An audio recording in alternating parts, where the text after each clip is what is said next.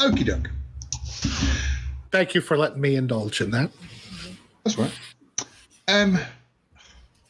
Did you watch Secret Invasion this week? No. I did find Sam Jackson's wallet though, and it says "dumb motherfucker" on it. If you've seen the article on our website, you'll understand why. But no, I watched it, and it was just it's a show that exists. That's it.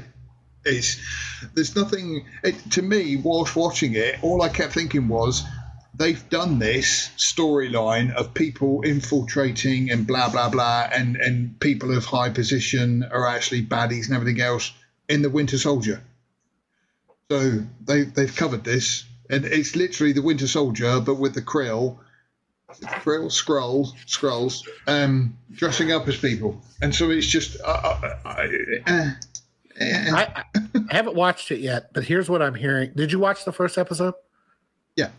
Okay, so here's what I'm hearing is that they are going back to the well of taking a beloved male character, in this case Nick Fury, and turning him to a broken down old man who doesn't want to doesn't want to fight anymore, has given up on all his values, and needs, and like 4 times I was told in this show that Nick, you don't have it anymore, or you're broken, or you can't do it, or whatever he was saying.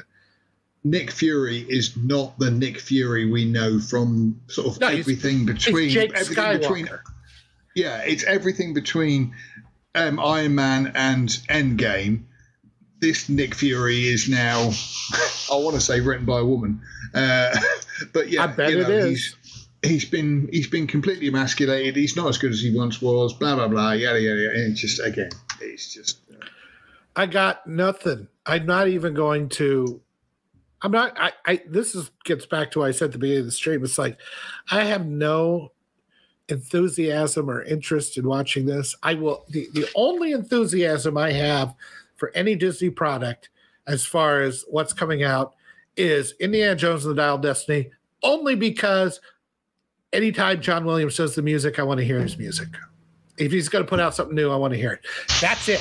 That's all I got out of all of this is I want to hear that. And you know what? I can buy the soundtrack. I don't need to watch the stupid movie. We will talk about that because we're coming on to Indy. But in line with Secret Wars, I'm just going to go into our second topic here. AI is taking over. Now, as we know, there is a writer's strike on in America at the moment. The writers are on strike because they are a bit annoyed at AI, because AI can do a good chunk of their work without them having to do much, without writers having to do much. But it's also caused problems of copyright permissions and all this kind of stuff. At the same time, Disney release Secret Invasion, which has got the opening credits mostly created by AI. So you couldn't have timed this more perfectly. Yeah, you could not have timed it more perfectly. That there are writers who are angry at their jobs being on the line because of AI, and Disney have gone, we just fired a load of digital artists because we've got our AI done by we got our the opening credits done by AI. It's ridiculous. What's my choices here, Phil? I can have machines with AI, or I can have the current crop of writers with no AI. And I'm just like, okay, everything's going to be garbage. I'm going to get on my soapbox about this a little because I've got a vested interest in this. When it comes to AI, I am working on a script at the moment for one of the companies I own about an old railway. I have been finding ChatGPT quite useful. Sometimes if I get stuck with something, I can ask it a question and it generally gives me an answer, which I won't use word for word, but gives me a good, rounded way of doing it, of finishing the script off for like a particular paragraph. Now, back in the day, my dad used to do all the writing. So my dad was kind of like the ChatGPT of the time. So in some respects, GTP, what? ChatGPT. You're just picking random letters that rhyme with E, aren't you? Chat GTP. Chat TBD. I'm just going to say AI. It's less numbers there. And yes, Maddink, I do work outside of here. Thank you very much. But with this AI, I've actually found it quite an interesting tool. However, when it comes to these writers and saying about how AI can't come up with anything new, it can't put in any emotions or anything like that. AI can only kind of regurgitate information it can find from other places and from the information that's put into it. And I think to myself, right, so the writers have already had their jobs on the line because of things like Love Island and the Kardashians and Gogglebox. Have you heard of Gogglebox? No, I haven't heard of that. Gogglebox. I have an idea. This program has been going for, I think, 13 or 14 seasons now.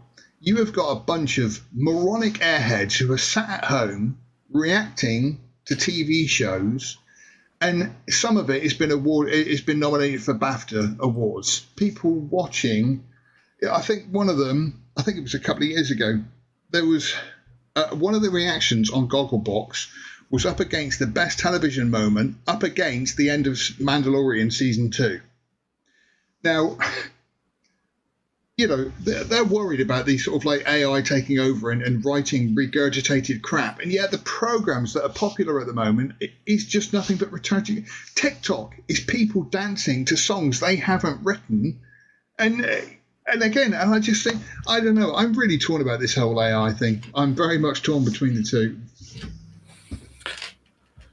Well, I'm kind of, I mean, we've had so much content, and I don't want to say that it's impossible, like all the stories haven't been told, but I'm sure there's something, you don't want to get in that trap where you say, I don't know what else they can make, but there's a certain part of me that's like, what else can you make at this point that hasn't been made in some way, shape, or form? I mean, what's the next genre that hasn't been a very popular genre?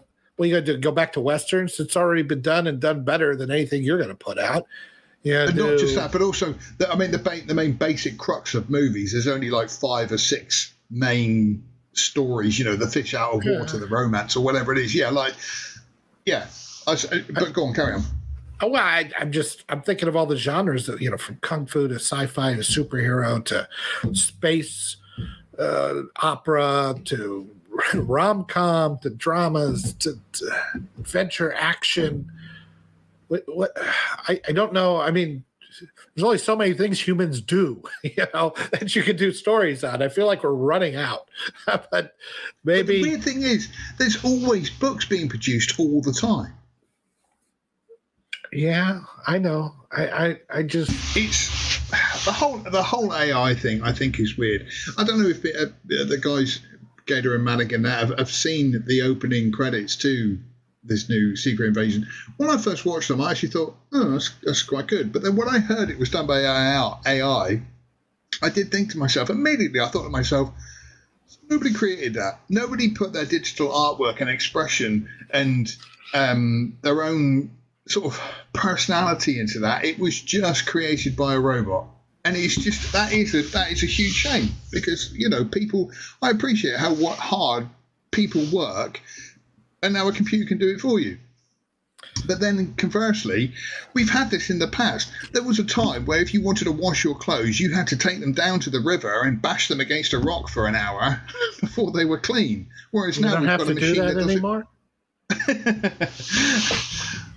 Not in anybody tell me about this. I know how hard people work. Shut up, Maddie. And it's Boba Fett. I'm not NGO anymore. He died. He was my evil twin. No. But with it, we have had robots or AI, if you like, take over some of the jobs that we do. But obviously now it's coming into this creative side of things. It's then becoming a worry. The people who did used to do the washing in the past are all of a sudden mad because now we've got dishwashers and that kind of thing. Well, I mean, this is inexorable plight of humanity, right? New technology taking over jobs, taking over things, doing different, and people having to adjust. And yet, I mean, we have computers and robots and things doing more than ever before, and yet we seem to have a shortage of jobs for some reason. Not a shortage of jobs, but shortage of workers to fill jobs. Yeah. I don't know. I mean, the economy's always transform, and technology will always transform to allow people to do different things. And I'm just a big fan of, leaving the government out of it, let people come up with these new innovations that may create new areas of business or productivity that we just never thought of before. I think that's just the natural cycle. It's always tougher for us old farts, though. Yeah, this is very true. Thank you for watching this excerpt from Outpost Frequencies. Tune in live every Sunday at noon Central Time or 6 o'clock UK time. And also, remember to come to lastmovieoutpost.com for all your latest in movie news, streaming news, and everything cool about film. We are the cool news now. Thank you for watching, and we'll see you on the next stream.